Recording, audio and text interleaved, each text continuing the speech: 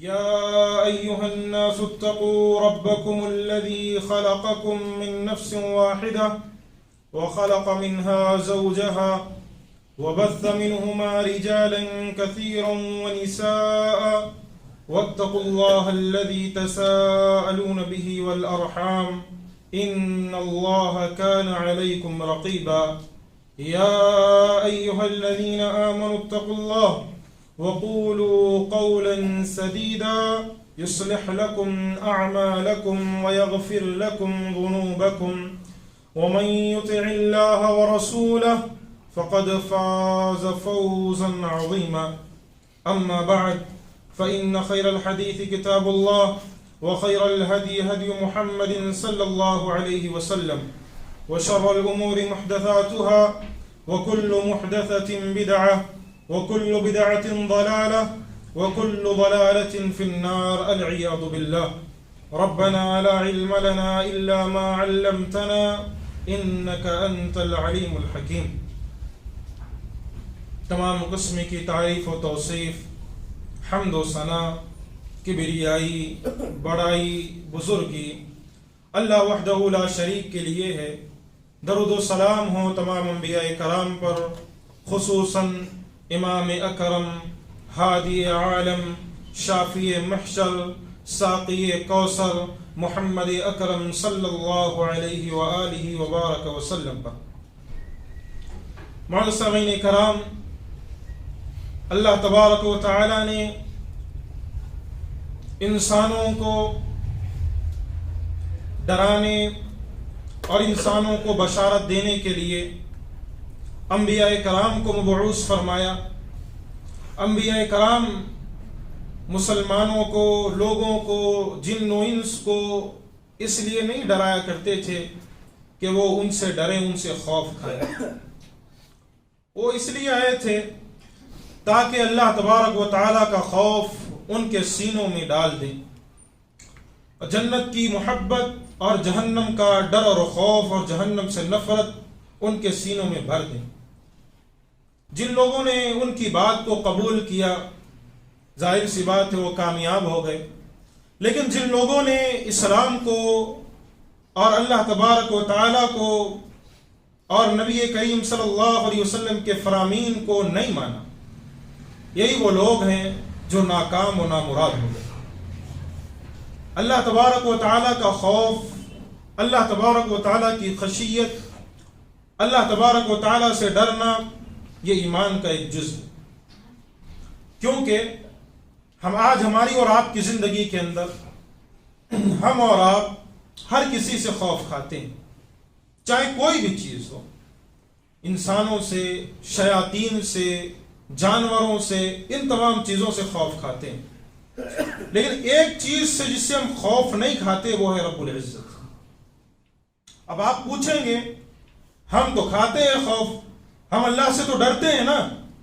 اگر آپ اللہ سے ڈرتے ہوتے تو گناہ نہیں کرتے. اگر آپ اللہ سے خوف کھاتے تو آپ سے گناہ سرزد نہیں ہوتے. بڑے بڑے گناہوں کے تعلق سے بات بتلا رہا ہوں، چھوٹے موٹے گناہ تو سرزد ہو ہی جاتے ہیں، کیونکہ اللہ تبارک و تعالیٰ نے کہا ہے نبی کریم صلی اللہ علیہ وسلم کی زبانی کہ آدم کی اولاد خطا کار ہے. لیکن یہاں پر اللہ تبارک و تعالیٰ کا خوف ہمارے سینوں سے بالکل جا چکا ہے.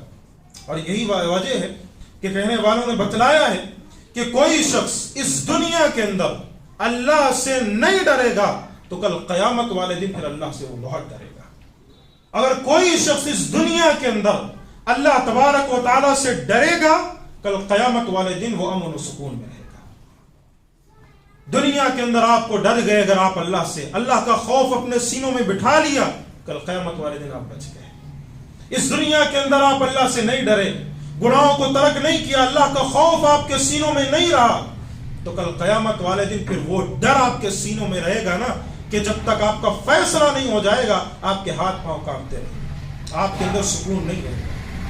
اسی لیے نبی کریم صلی اللہ علیہ وسلم نے امت کو کیا، قرآن مجید نے کیا کہا کہ اللہ کے نبی کریم صلی اللہ علیہ وسلم ہم آپ کو بشیر و نذیرا، بشارت دینے والے اور ڈرانے والے بنا کر بھیجے. اور انبیاء کرام کے جو ہے واقعات اٹھائیے، خود اللہ کے نبی کریم صلی اللہ علیہ وسلم کی زندگی کو اٹھائیے، نبی کریم صلی اللہ علیہ وسلم کی زندگی کہ اللہ تبارک و تعالیٰ نے کیا کہا تھا، اللہ کے نبی آپ کے اگلے اور پچھلے سارے گناہ میں نے معاف کر دیے، آپ معصوم من الخطا ہیں، آپ سے گناہ کبھی سرزد نہیں ہوں گے۔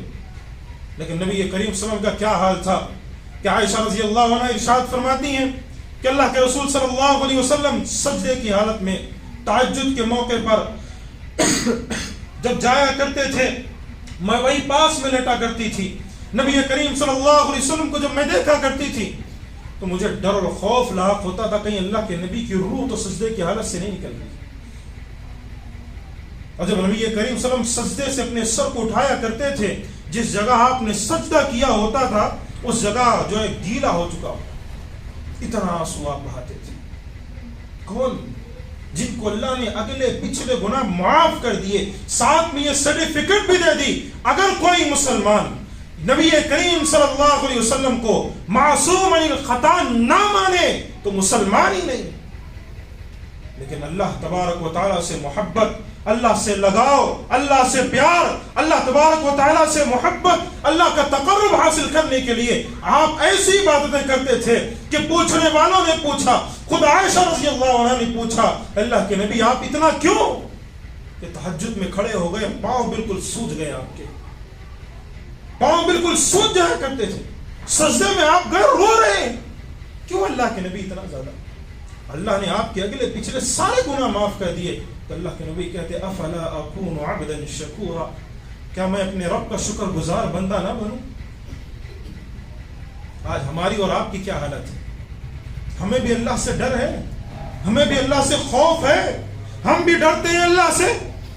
اگر ڈرتے ہوتے تو 5 وقت کے نمازی ہوتے، اگر اللہ سے خوف کھاتے ہوتے تو آج ہم اور آپ گناہوں سے بچ رہے ہوتے، اگر اللہ سے ہم اور آپ ڈرتے تو آج مسلمانوں کے فونوں کے اندر گانے نہیں ہوتے، اگر اللہ سے خوف ہمیں ہوتا تو آج ہمیں اس وقت تک نیند نہ آتی جب تک عشاء کی نماز پڑھ کر نہ سو جاؤں۔ آج تو بڑے مست ہوتے ہیں، اللہ کا خوف ہوتا تو فجر کے موقع پر نیند اپنے آپ نشار ہو جاتی، آپ کو اس موقع پر نیند نہ آتی، آپ بے چین ہو جاتے۔ اٹھاؤ اللہ والوں کے قصے، اللہ والوں کے واقعات، کیسے تھے وہ؟ قرآن مجید نے بھی کئی جگہوں پر نقشہ کھینچا، کہا تتجافى جنوبهم عن المضاجع يدعون ربهم خوفا وطمعا، وہ اپنے بستروں سے الگ ہو جاتے تھے، اپنے رب کو پکارتے تھے، خوفا وطمعا، خوف اور طمع یعنی اللہ تبارک و تعالیٰ سے جنت کی خواہش کرتے ہوئے۔ ہمیں تو نہیں، ہمیں تو اللہ سے لگاؤ نہیں ہو، بڑے جو ہے مسلمان ہم اللہ سے محبت کرنے والے، اور سب سے زیادہ دنیا کے اندر ہم اللہ سے ڈرتے، کسی سے نہیں ڈرتے، اللہ کے علاوہ ہمیں کسی کا خوف نہیں۔ جھوٹ ہے، بالکل جھوٹ ہے جو مسلمان یہ کہے کہ ہم اللہ کے علاوہ کسی سے نہیں ڈرتے، کوئی ہمارے سینے میں خوف نہیں، ہم تو بالکل مرد مجاہد ہیں، ہم عمر بن خطاب کے ماننے والے، خالد بن ولید کے ماننے والے، ہمارے سینوں میں رب کے علاوہ خوف ہے ہی نہیں۔ جھوٹ، بالکل جھوٹ۔ اگر وہ نمازی نہیں ہے، اگر وہ عبادت گزار نہیں ہے، فجر کی نماز نہیں پڑھتا، اگر وہ عشاء کی نماز نہیں پڑھتا، قرآن مجید کی تلاوت نہیں کرتا، گانے نہیں سنتا، سننا نہیں چھوڑتا، اور اسی انداز سے گناہوں کی جانب اپنے قدم کو نہیں بڑھانے سے نہیں روکتا، اللہ کی قسم دنیا کا سب سے بڑا چھوٹا ہے۔ اسے اللہ کا خوف نہیں ہے، یہ تو زبانی دعویٰ ہے ہمیں اللہ سے خوف ہے۔ اللہ سے خوف ہوتا تو رات کے وقت نیند نہ آتی جب تک نمازیں مکمل نہ ہو جاتی۔ تاریخ اٹھا کر دیکھ لو کیسے تھے اللہ والے، خوف کیسا تھا، جسی کا نتیجہ تھا جب جان دیتے تھے نا تو ڈرتے نہیں تھے۔ آج کتنا پیارا ہے ہمیں اپنی جان، کتنی پیاری ہے، ڈرتے نہیں تھے، آج کتنی پیاری کہ کیا کریں مصعب، صبح کے وقت سردی بہت زیادہ ہے اسی لیے فجر میں نہیں آ سکتے۔ اللہ اکبر، بے شرمی کی انتہا ہے اگر کوئی اپنی زبان سے یہ لفظ ادا کرتا ہے۔ سردی تو دور کی بات ہے، آپ کے سر پر برف بھی گر رہی ہو تو آپ کو نماز کے لیے آنا ہے۔ اللہ یہ کہ جو ہے ایسی کوئی مصیبت آ جائے کہ گھر سے نکلنا آپ کے لیے مجبوری ہو جائے کہ بارش کی وجہ سے آپ نکل نہ پائیں. کون سے بہانے یہ؟ سردی ہو رہی تھی نماز کو نہ آ سکا، یہ کوئی بہانہ ہے؟ تاریخ اٹھاؤ جن کے سینوں میں جو تلواریں لگا کرتی تھی، یہاں سے تلوار جاتی تھی، پیٹھ سے باہر نکلتی تھی. ابھی بہانہ تو نہیں کیا اللہ کے نبی نہیں جاؤں گا جہاد پہ، بیوی بچے یتیم ہو جائیں گے.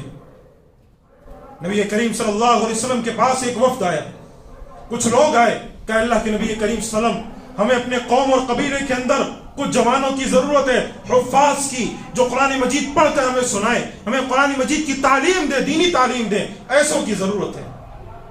اللہ کے نبی کریم صلی اللہ علیہ وسلم نے چند صحابہ کرام کو جمع کیا اور چند صحابہ کرام کو جو ہے بھیج دیا. انس بن مالک رضی اللہ عنہ ارشاد فرماتے ہیں اس میں میرے اپنے خالہ بھی موجود ہیں، ماموں بھی موجود تھے جو گئے ہوئے تھے. اس میں جب گئے آدھی دور پہنچے تو ان بدبختوں نے دھوکہ دیا اور سارے کے سارے حفاظ صحابہ کرام جو حافظ تھے قرآن مجید کے، دینی تعلیم کے ماہر تھے، ساروں کا قتل کر دیا. انہوں نے ساروں کو شہید کر دیا. ایک صحابی کے تعلق سے آتا ہے جب کسی بدبخت نے ان کو پیٹھ پر جو ہے زور سے تلوار کا وار کیا، خنجر سے مارا، تو ان کی زبان سے بے ساختہ یہ الفاظ نکلے، فزت برب الکعبہ، کعبے کے رب کی قسم ہے میں کامیاب ہو گیا، کعبے کے رب کی قسم ہے میں کامیاب ہو گیا. اللہ اکبر. پیٹھ پر خنجر پڑی ہے، خون نکل رہا ہے، درد اتنا ہوتا ہے کہ کوئی سوچ نہیں سکتا. پھر ساتھ میں بچے یتیم ہو گئے، بیوی بیوہ ہو گئی، دنیا سے چلے گئے، لیکن اللہ اکبر زبان سے کیا الفاظ ہے، فزت برب الکعبہ، کعبے کے رب کی قسم ہے میں کامیاب ہو گیا. مرتے مرتے، شہید ہوتے ہوتے. کیوں؟ کیونکہ انہیں پتا تھا، انہیں معلوم تھا کہ ساری زندگی میں قرآن و سنت پر گزارا. نبی کریم صلی اللہ علیہ وسلم کے وہ صحابہ کہ خود اللہ کے رسول صلی اللہ علیہ وسلم ایک مرتبہ عبداللہ بن مسعود کے پاس پہنچے. عبداللہ بن مسعود رضی اللہ عنہ کے پاس پہنچ کر اللہ کے رسول صلی اللہ علیہ وسلم نے کہا عبداللہ مجھے قرآن پڑھ کر آپ سناؤ. انہوں نے کہا اللہ کے حبیب قرآن آپ پر اتری، پڑھ کر میں سناؤں؟ اللہ کے نبی آپ پر قرآن اتری ہے، میں پڑھ کر سناؤں؟ کہا ہاں تم مجھے قرآن پڑھ کر سناؤ، تم مجھے قرآن پڑھ کر سناؤ. عبداللہ بن مسعود رضی اللہ عنہ قرآن مجید پڑھنے لگے، سورہ نساء کی تلاوت کرنے لگے. جب اس آیت پر پہنچے فَكَيْفَ إِذَا جِئْنَا مِن كُلِّ أُمَّةٍ بِشَهِيدٍ وَجِئْنَا بِكَ عَلَى هَؤُلَاءِ شَهِيدًا، کہ اللہ کے نبی وہ دن کیسا ہوگا جب ہر امت میں سے میں ایک گواہ کو نکالوں گا، جب میں ہر امت میں سے ایک گواہ کو نکالوں گا، ان سارے گواہوں کے اوپر آپ کو گواہ بناؤں گا. نبی کریم صلی اللہ علیہ وسلم نے عبداللہ بن مسعود سے کہا رک جاؤ، رک جاؤ. اور عبداللہ بن مسعود نے جب قرآن مجید سے اپنی نگاہیں اٹھائی، نبی کے چہرے کو دیکھا تو آپ کے چہرے سے آنسو کے قطرات گر رہے تھے، آپ رو رہے تھے. کیوں؟ کیوں؟ انما المؤمنون الذين اذا ذكر الله وجلت قلوبهم واذا تليت عليهم آياته زادتهم ایمانا.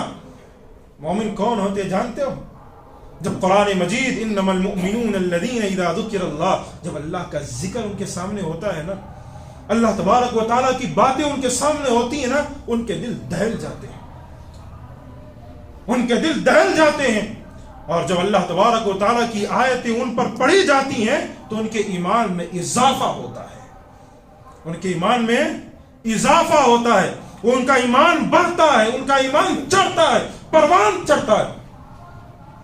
اللہ اکبر. اپنے سینے پر ہاتھ رکھ کر بتلاؤ، جمعے کے خطبات بہت سنے، تقاریر سننے کے لیے دور دور سفر کرتے ہیں، اور جب خطبہ یا تقریر سن کر وہاں سے نکلتے ہو، کیا تمہارے دلوں میں ایمان کا اضافہ ہوتا ہے؟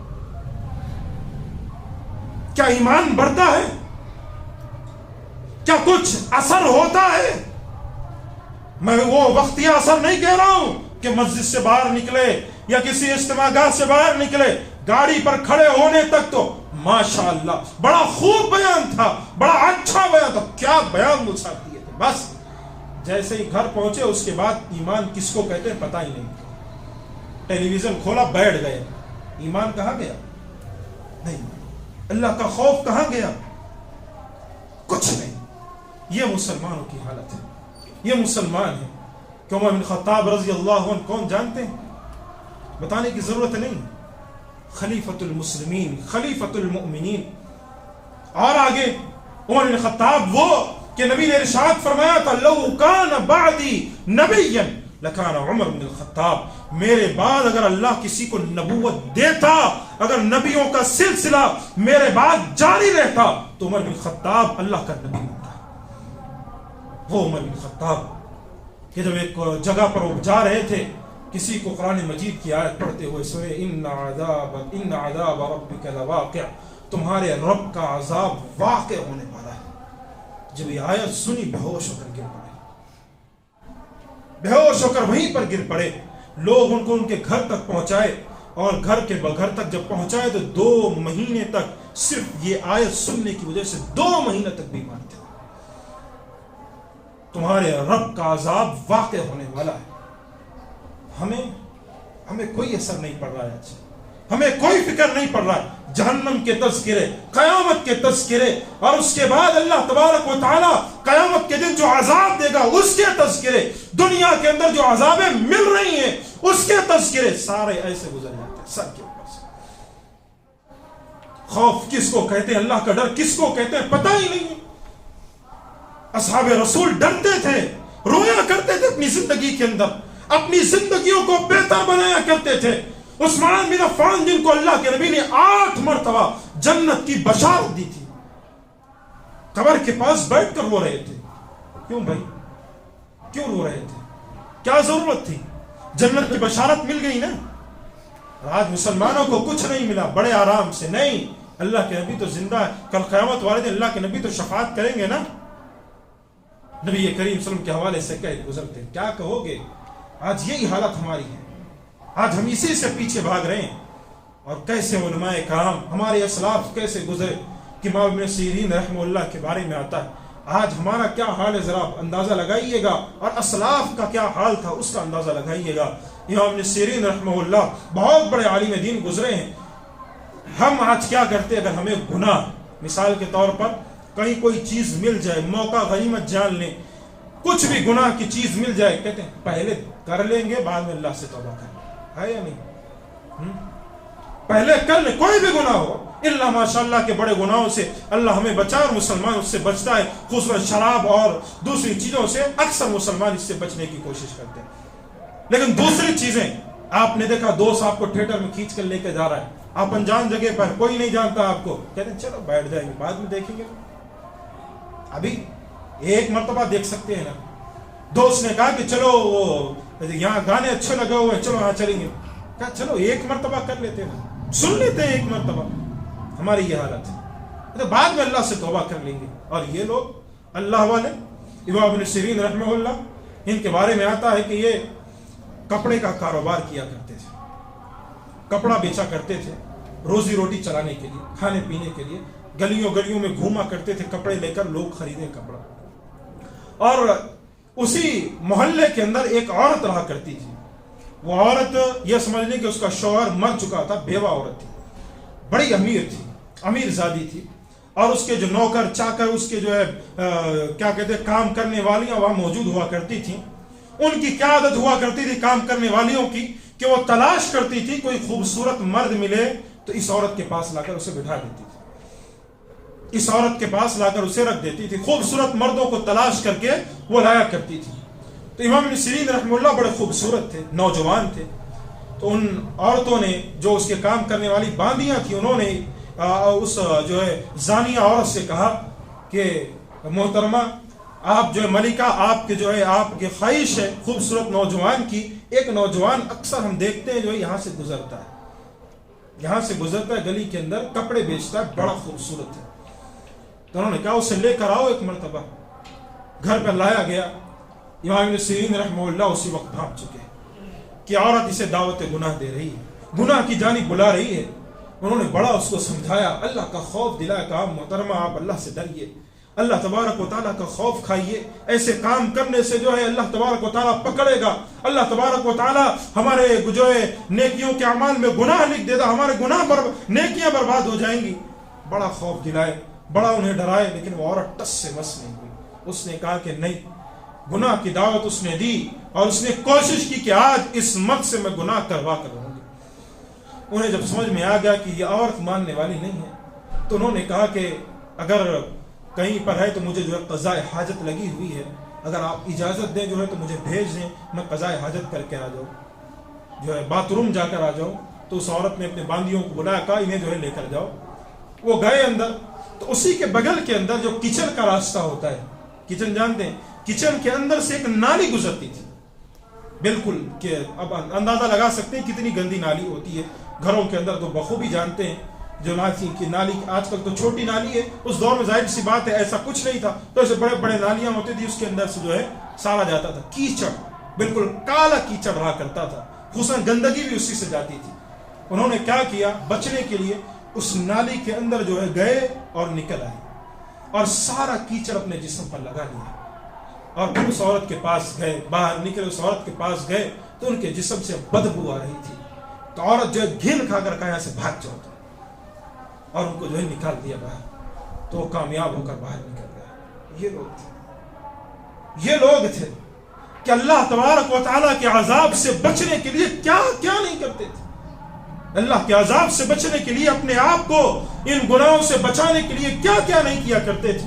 اور وہ مشہور واقعہ تو سنا ہوگا آپ نے ان عورتوں کا، ان 3 مردوں کا کہ جو غار میں پھنس گئے تھے، ان میں سے ایک کیا کہا تھا، اس نے کہا اللہ یہ چٹان جو ہے آج نہیں نکل رہی ہے، اللہ ہم تینوں جو ہے اپنے اپنے نیکیوں کے وسیلے سے تجھ سے مانگیں گے، یا اللہ اس چٹان کو ہٹا دینا۔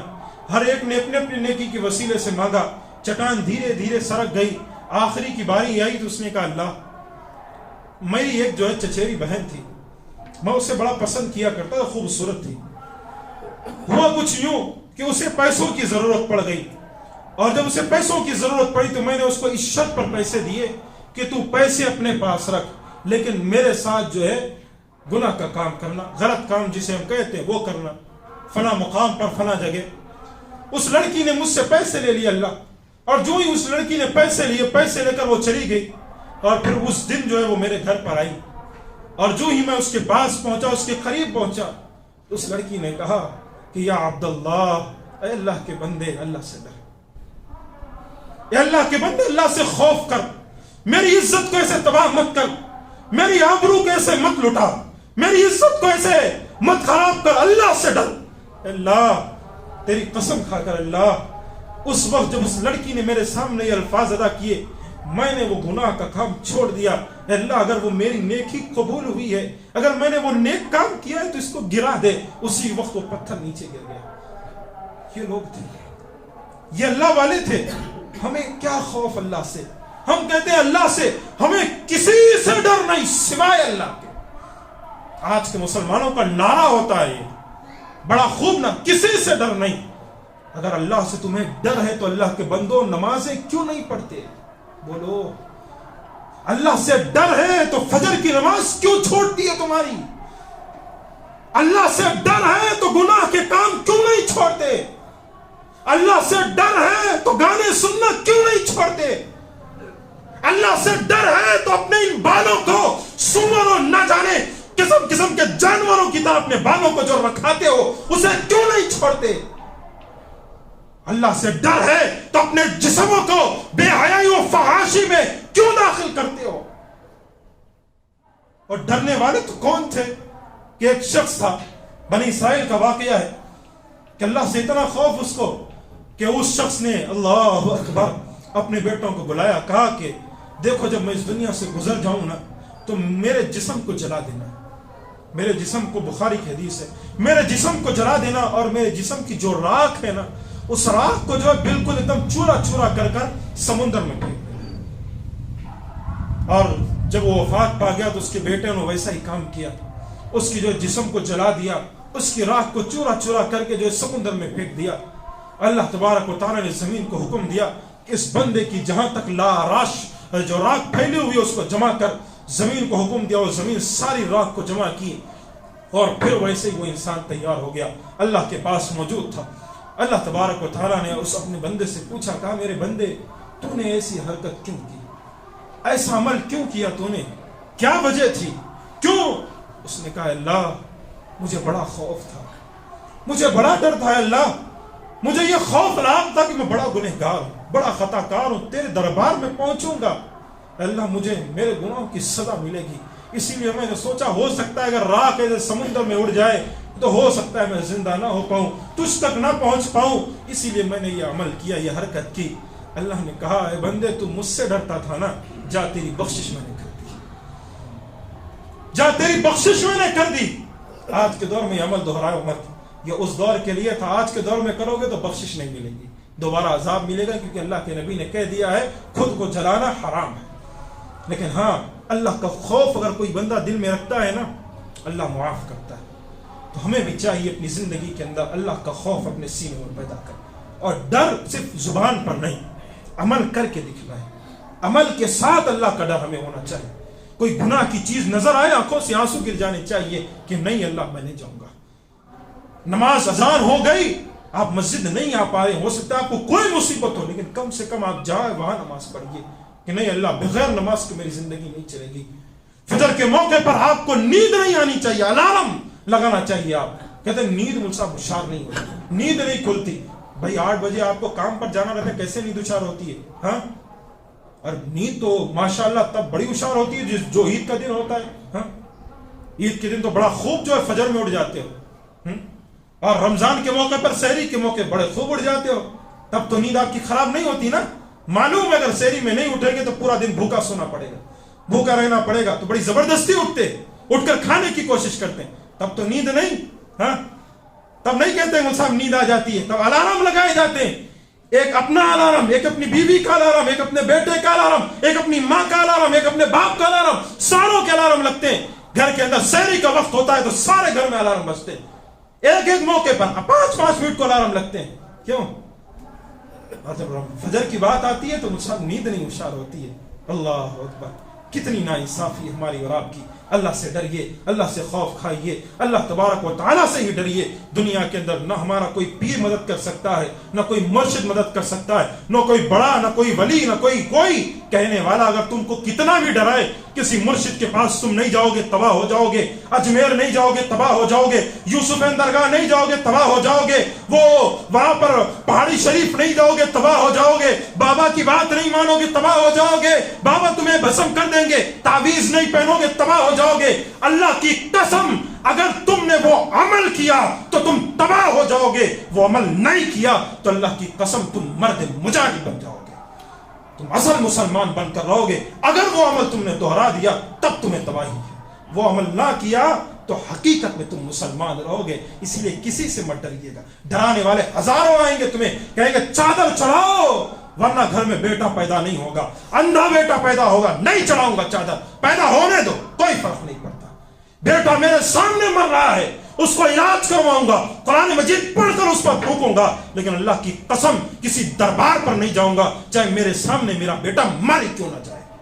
یہ ایمان ہونا چاہیے، اور اسی ایمان پر اپنی زندگی گزاریے۔ اللہ کا خوف، اللہ سے محبت، اللہ کا ڈر، اللہ سے خشیت، اللہ پر بھروسہ، اللہ پر توکل، بس یہی ہماری زندگی ہے۔ اس کے علاوہ کوئی پیر اور فقیر ہماری مدد نہیں کر سکتا۔ اللہ سے دعا ہے اللہ تو ہمیں جب تک زندہ رکھ، ایمان و اسلام پر زندہ رکھ، اور جب تو ہمیں موت دے ہماری زبان سے کلمہ توحید لا الہ الا اللہ جاری فرما۔ اللہ ہم گنہگار و خطا کار ہیں، ہماری بخشش فرما۔ اللہ جہاں کہیں بھی مسلمان پریشان حال ہیں ان کی پریشانیوں کو دور کر دے، جو قرض تلے دبے ہوئے ہیں ان کے قرض کی ادائیگی کا بندوبست فرما، جو بیمار ہیں انہیں شفائے کاملہ اور عاجلہ نصیب فرما۔